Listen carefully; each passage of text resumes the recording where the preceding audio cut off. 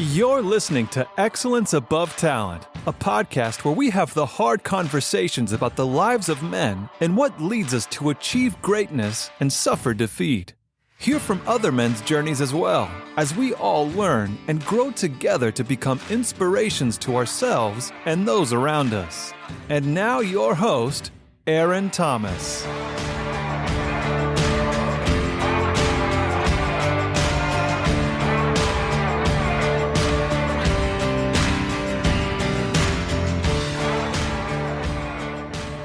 What's up, my beautiful people? Aaron Thomas with Excellence Above Talent. I am in a process in my life right now. It is a scary one. Sometimes it feels overwhelming, but I'm in a place where I feel stuck because there are decisions that need to be made when it comes to what I want to do. So right now I'm in a nonprofit, working with kids and adults, trying to prevent alcohol and drug abuse. And I enjoy the aspect of going out and talking to kids and trying to show them that there's another way of dealing with whatever they're going through without alcohol or drugs. But it's a very slow job. There's not a lot of movement for me. I'm a person that likes to move around and be as productive as possible. And the job is just kind of slow. And when I say slow, it's just, some days there's not a lot to do. And I come from the old school adage of if you don't have something at your job, you go find something to do. But it seems like where I'm at now, that's difficult. And then the pay isn't all that, and that could sometimes be frustrating.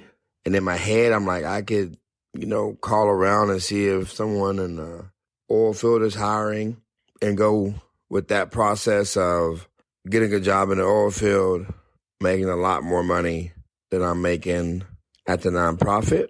But then I am chasing money versus impacting the next generation of lives.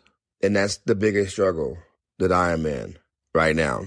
Do I chase money, or do I continue to go down this path of impacting as many lives as possible? And I know what I need to do, which is impact as many lives as possible. But I also know that money runs the world. And so I need to make a decision and then run with it. I saw a video the other day, and it talked about how you could have movement in your life, but have no progress. And I feel that was me in 2022. I had a lot of movement. I had a job.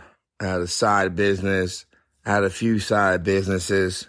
I was chasing, working, moving, not really dealing with my divorce. So a lot of movement, sitting on boards, sitting on committees, volunteering. I never had time to breathe. And so when the feeling of not enough, of unworthiness hit me in that process of moving, and I looked around and realized I'm not far away from where I was 12 months ago, I got hit with this anxiety and depression of, as a man, I am failing.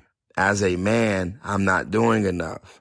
As a man, who would want me in their life? So 2023 hit me in all the wrong places. And I had to sit down and reset. What am I doing? Where am I going? Who do I want to become? Because as a man, you have to learn how to be adaptive. Who you were when you were 20 isn't going to be the same person you were when you're 35. So you can't keep trying to hold on to all those things that you were doing when you were 20. You have to adapt. You have to grow. You have to change. And it's not saying change the core of who you are, continue to be who you are, but the way you move, the way you talk, the way you speak to others, it has to change. And I'm in that process of changing, and that process is the scary process because you don't know where you're going. You don't know how things will turn out. You don't know if you are going to fail. But I am in a position that a lot of men aren't in. I don't have a wife or a girlfriend. I don't have kids. So I'm able to make a bigger risk because it's just me. And I'm okay with sleeping in my car if I have to. But men with families, with wives, I can see how more difficult it is to make decisions of change because you have people looking up to you for shelter and food and guidance and love and protection. So it's not a joke when you're faced with adapting and changing as a man. I have so much respect for my little brother because he helped me get out of this funkiness, this depression I was in, because he has a wife. He has 4 kids. He was living in Denton, and he felt the need to get up, uproot his family, and move to Florida. And as scary as it is, he did it. He adapted. He knew that was the best decision for him and his family. And of course, he had the conversation with his wife, and they made that move. And here I am in Odessa, afraid of change because I don't know what is going to bring. The crazier part is every time I have made a change, things in my life has gotten better. So it's not like I don't have a roadmap or something that is holding me back from something that is potentially good, because I have seen the process of when I changed. There was growth that happened. So I know how important it is. But for some odd reason right now in my life, there is a fear of it. And I'm not sure where that fear is coming from. And I guess that's what I'm trying to tackle now. Putting a lot of pressure on myself right now as far as thinking I shouldn't be where I'm at. But I'm where I'm supposed to be in this moment in my life. I'm working with a nonprofit.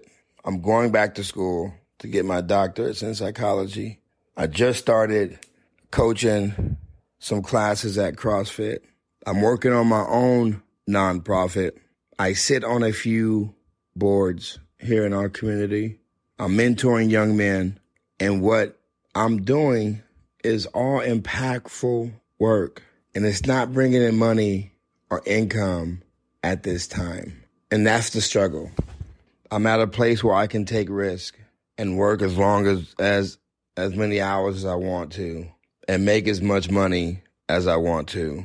I thought about I applied for a job in Saudi Arabia in the oil field, Pennsylvania. Like I want to go get this money, but I also know that there's not a lot of people championing for, these kids. There's not a lot of adult champions for these kids. And I also know that too. So that's the struggle. One, in the process of starting my own nonprofit, which requires money that I don't have, working for a nonprofit that doesn't pay enough, but pays, knowing that everything in this world, majority of everything in this world costs money. You can be the nicest guy, you can help as many people out as you want, but you still have to have money to survive. And so I'm just in this space. But I also know that God has never failed me in my life, ever. When I needed it, he provided for me. And I guess that's just a bigger overall question that I'm asking myself. Am I trusting God enough, or am I trying to put it on me? And in 2022, I tried to carry the burden. I tried to carry the weight. I was putting all of the pressure on me because I felt like I had to. And it led me down a path of this deep depression. I didn't want to move. I didn't want to get out of bed. It was a struggle. And some days it still is to this point.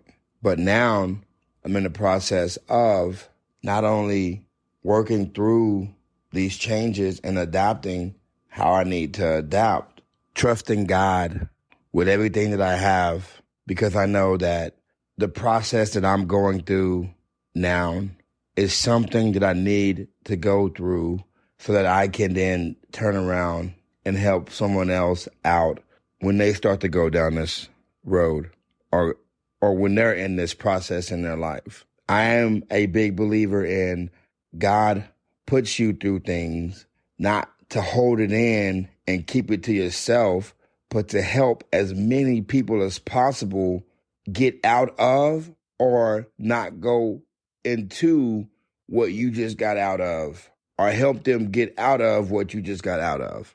I am the biggest believer in not holding on to the struggles and the pain and the process that helped you become you, that helped you become better. And so I know I'm going through this, yes, right now for me, but then also I'm going through this right now because there could be a young man going through it, or a man my age going through it, struggling and don't know where to go or who to turn to. And maybe they listen to this podcast and realize that they're not the only one trying to figure it out, that they're not alone, that it does get better. And I know it gets better, but when you're in the suck, it doesn't feel that way. It feels like this is going to be your life forever, and it's not. You just have to push through this process, this pain, this growing pain, the changes that's happening with you. And the quicker you can adapt versus fighting the change, the faster your life moves forward. And I have been fighting the change because I didn't feel like I was enough. I didn't feel like I was worthy of change. I didn't feel like I was worthy to be adaptive, to move forward in my life. It felt like I was punishing myself because of the things that I did that led to my divorce. I wanted to hurt me. And it wasn't, cutting or anything of that nature, but you can hurt yourself as a man working to death, not paying attention to anything else that is around you and just moving with no progress. You don't care how you feel. You don't care what you eat, how much you sleep. You don't care about any of that. You just have to move. You can't stay in this spot, is what you tell yourself. And you're moving and you're moving and you're moving, but you're not going anywhere. So I feel like I'm coming out of, I was in, and then I'm coming out of this, what it felt like a bottomless pit. I'm being more strategic with my movement to make sure I can be there for and impact as many people as possible. So if anyone hasn't told you today that they love you, let me be the first to say I love you. You are awesome. You are amazing.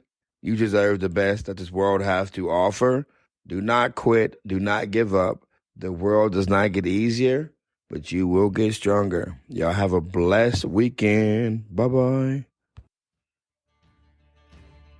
Thank you for listening. Be sure to subscribe to the podcast so you never miss an episode. And for daily motivational and up-to-date content, follow us on Facebook and Instagram at Excellence Above Talent. And remember, keep moving forward, never give up, and you are never alone in this battle. We'll see you next time.